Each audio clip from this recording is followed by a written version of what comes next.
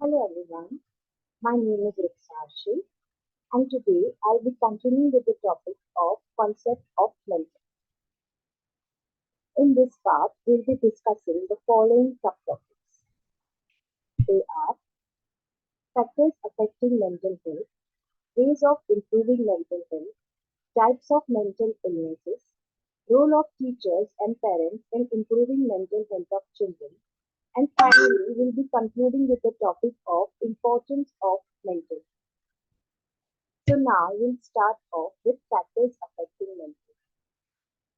We can say when a person who is acclimatized with himself and the surrounding or environment will enjoy a good mental health, whereas a person who does not is feeling or living in a similar situation will find it difficult. Now, when it comes to factors, primarily we can narrow it down to the three most important factors, which are the heredity factor. Heredity is nothing but the transmission of genetic characteristics from parents to offspring.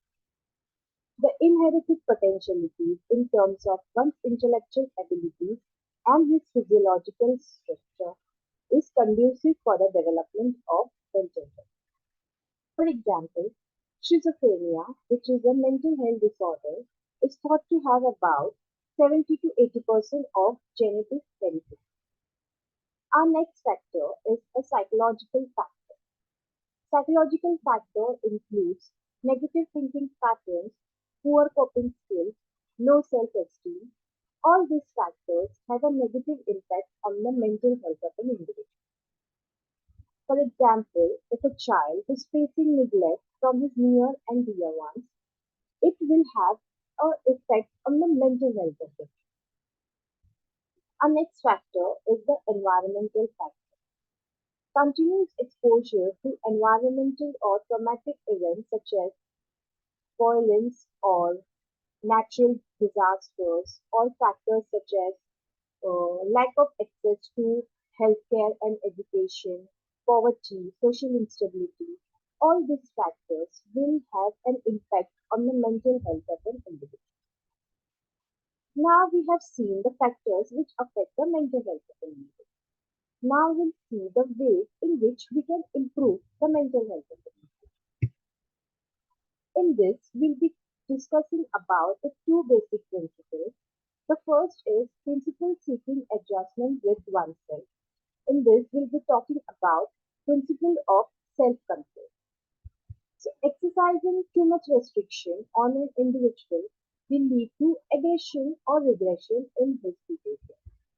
On the other hand, if that person is guided for exercising control over himself, then it will help in the development of good mental health for that individual.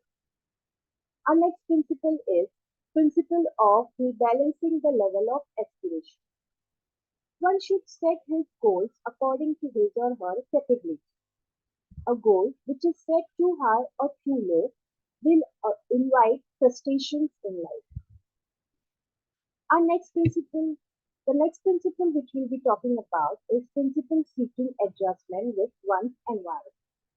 In this, the principle which we'll be talking about is principle of understanding and respecting others' individuality. A person should empathize with others, not feelings or negating the feelings of other individuals would invite tensions and quarrels. The next principle is principle of socializing with oneself. Proper social environment is conducive for the development of sound mental. A pleasing, well-rounded personality is thought to have a good mental.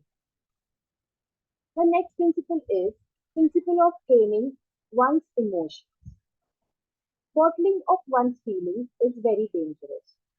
On the other hand, if the person is properly tuning his emotions, then they will be able to handle it in a more fruitful way.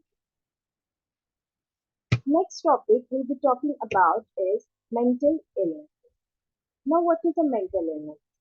It is defined as patterns or changes in thinking, feeling, or behaving that cause distress or disrupt a person's ability to function. Mental illnesses and disorders act as a barrier in the proper growth and development of an individual. We'll be discussing common mental health conditions which are prevailing in our society today. The first disorder is the anxiety disorder. It is characterized by restlessness, panic attacks, irrational fears, and the treatment for anxiety disorder is therapy and medication. The next disorder is depression. Depression results in sadness, low energy, changes in sleep. The treatment for depression is therapy and medication. The next disorder is bipolar disorder. It is indicated by maniac episodes or depressive episodes. The treatment for bipolar disorder is medication and psychotherapy. Next disorder is eating disorder. It is it results in distorted body image and restrictive eating. The treatment for eating disorder is therapy and nutrition counseling. Moving forward, now we'll discuss the role of teachers and parents in improving the mental health of the children. As we all know, the importance of physical health. Physical health is very important in the growth and development of children. But similarly, mental health is also of prime importance. So efforts should be taken to help children in acquiring good mental health from the beginning. For this, the elders and the teachers should join hand with parents to aid in the development of good mental health in youngsters. Mental health of teachers and parents. If the mental health of teachers and parents is good, then they will be at a better position to help in the development of the mental health of their children. As we all know, one rotten apple destroys other apples. Similarly, one's poor health habits will lead to bad mental behavior of teachers and parents.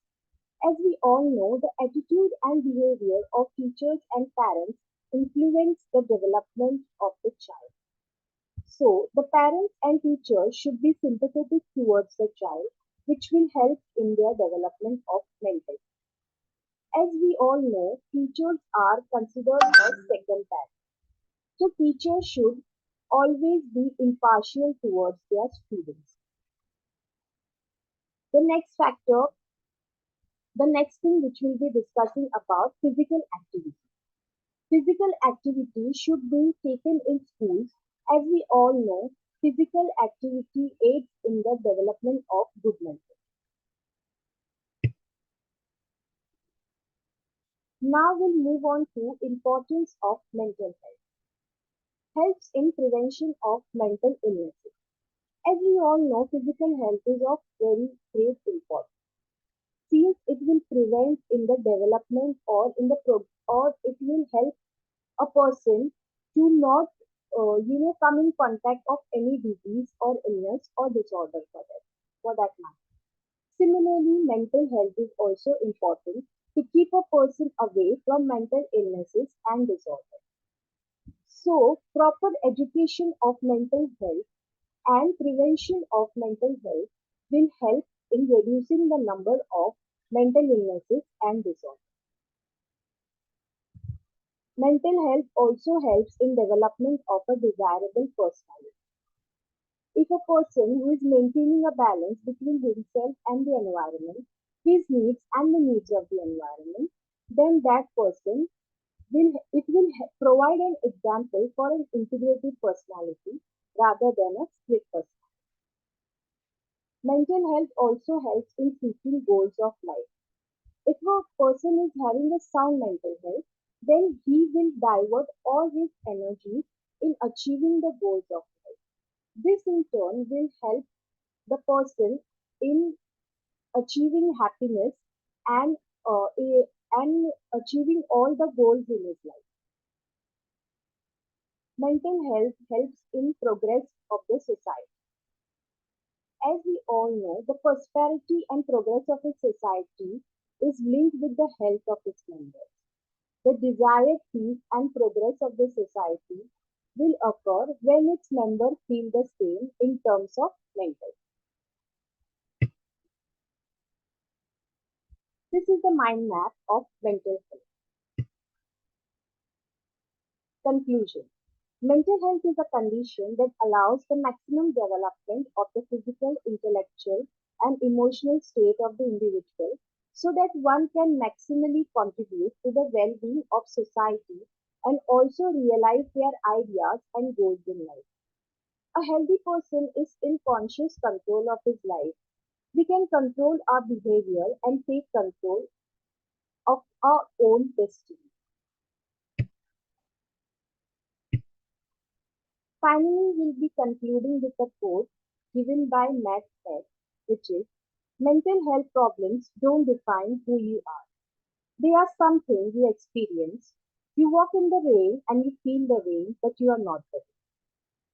I hope this part will in help you in gaining knowledge about the concept of mental health.